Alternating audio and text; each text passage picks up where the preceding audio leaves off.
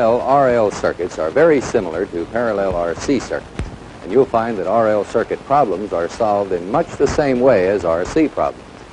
Just as in the RC circuit, EA is used as the reference vector, and the branch currents are used to show phase differences. Now, of course, the resistor does not produce a phase shift, thus IR will be shown in phase with the reference vector EA. The inductor, however, introduces a 90-degree phase shift between current and voltage, but not in the same way as the capacitor. If we plot a vector diagram of the RC circuit, we must show IC 90 degrees ahead of EA, because current leads voltage in a capacitive circuit. And of course, the total current will be ahead of EA by some angle less than 90 degrees. Now, this circuit is said to have a positive phase angle, or leading phase angle. In the RL circuit, EA is plotted as the reference vector, and IR, of course, is shown in phase with EA, the same way as in the RC circuit. However, since the voltage in the inductor leads the current, or saying it another way, the current in the inductor lags the applied voltage, we must show the 90-degree phase shift caused by IL. It will be plotted 90 degrees behind EA, or in the opposite direction of IC.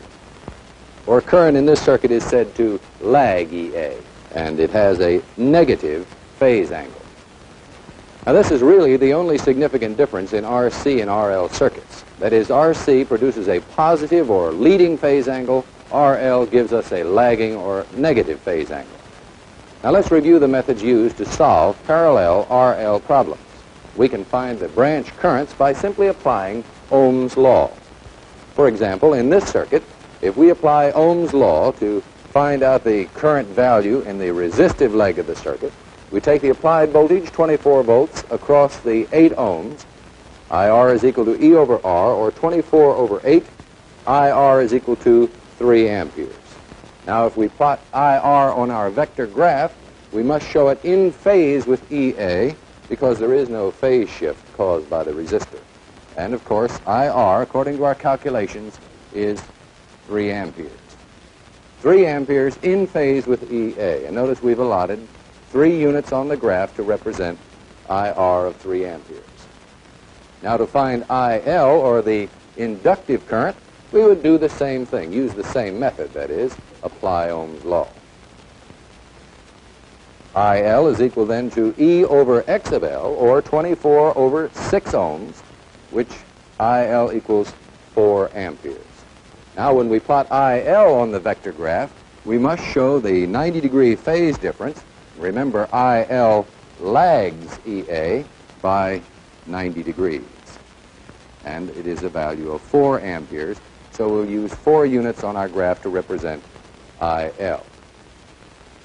Now, the total current may be found by simply measuring the resultant vector when we draw a parallelogram.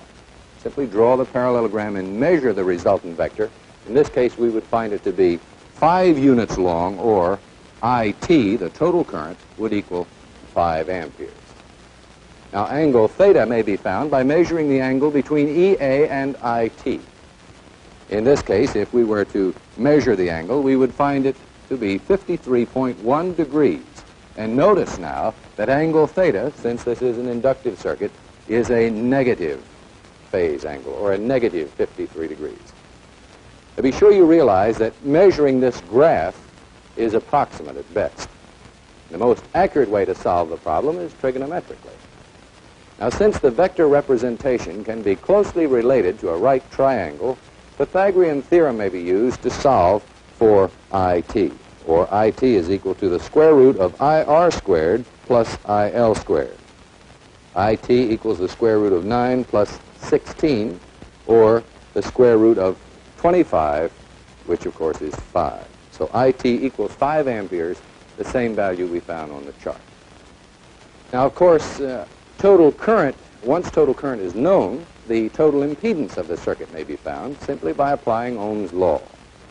ZT equals EA over IT, or 24 over 5.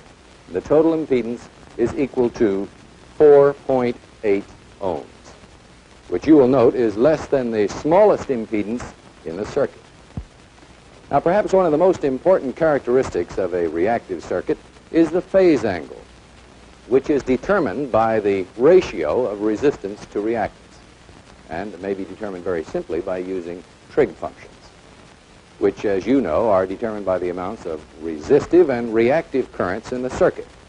The sine of angle theta is equal to IL over IT, the cosine is equal to IR over IT, and the tangent of angle theta is equal to IL over IR, or simply R over X of L. Now, the trig function you use will be determined by what you want to find out about the circuit and what information you already have. For example, the phase angle could be determined with only the reactance and the resistance of the circuit known. In this circuit, the tangent is equal to R over X of L, or 8 over 6. The tangent of angle theta is equal to 1.333.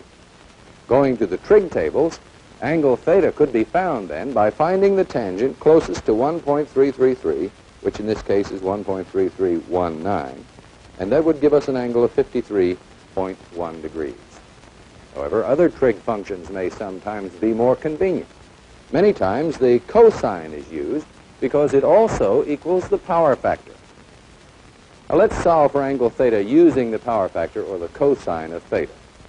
The cosine of theta is equal to IR over IT, or 3 over 5, and therefore 0.6. Going back to the trig tables, we find that the phase angle for a cosine of 0.6, the nearest one being 0.6004, is again 53.1 degrees. Now, the advantage of using the cosine, as we said, is that the cosine of angle theta is equal to the power factor. Now, the power factor is the ratio of true power to apparent power. True power is the power actually dissipated by the resistor as heat, and apparent power includes the power stored in the inductor's field that is not dissipated. The power factor is equal to the ratio of IR to IT, which in turn equals the cosine of angle theta. Now, we can calculate the power factor for this circuit by first finding the true power, or the power actually dissipated by the resistor. And we would simply apply the formula, P is equal to I times E. And since we're dealing with the power dissipated by the resistor, we would use IR. So the true power is equal to IR times the applied voltage, or 3 times 24, which is equal to 72 watts. 72 watts is the true power being dissipated by the resistor in this circuit. We could find apparent power by using the same method, the same formula. P is equal to I times E. But since we're dealing with apparent power, we would use the total current. The apparent power is equal to total current times the applied voltage, or 5 times 24, the apparent power 120 volt amperes.